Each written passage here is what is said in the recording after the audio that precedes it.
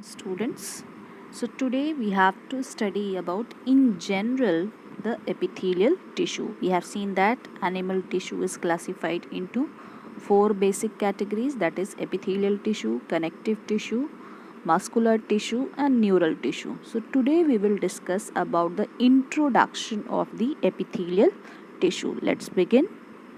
So this is epithelial tissue.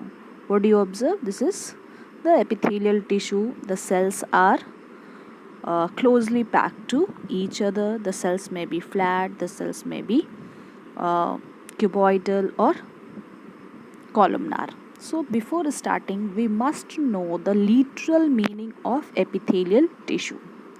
So this epithelial term is derived from two Greek terms. One is epi and the other is thelium. So epi is a prefix which is taken from Greek, which means on or upon. Okay. So if any tissue is present on the body surface or upon the body surface, then it will come under which tissue? That is epithelial tissue. And thelium means a nipple or a papilla. So a papilla sensory in nature. So this tissue is having the so from there thelium term is taken. Okay, so epithelial tissue is sensory in nature, so that is why a papilla. Thelium, it means a nipple or papilla. Now the basic structure of epithelial tissue. So this tissue is very thin. You may touch your skin of hands. So between the fingers it comes. It means this tissue is very thin. The nature of this tissue is to be protective, and it is composed of continuous sheets of cells. Like in this diagram, you see one sheet of cell, another sheet of cell, then this another sheet of cell. So it is composed of continuous sheets of cells.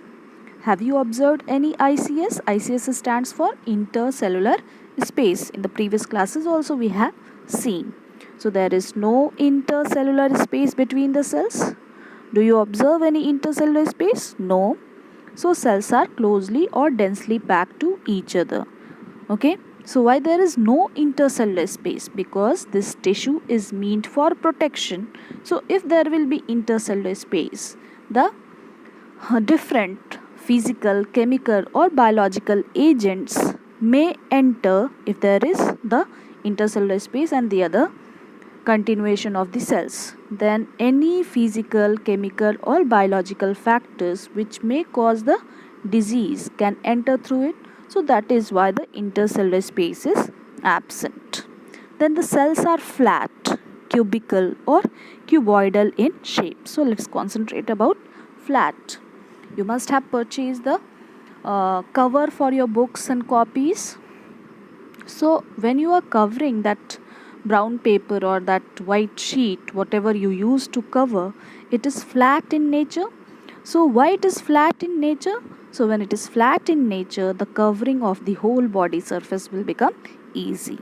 Okay, and when it is cuboidal or cubical in shape, it will be able to absorb and to secrete or to store. Like in kitchens, most of the containers are what? Cuboidal in shape or columnar in shape. So what is the purpose? So it can store the substances inside it. So this is why in general these are the structural features of epithelial tissue.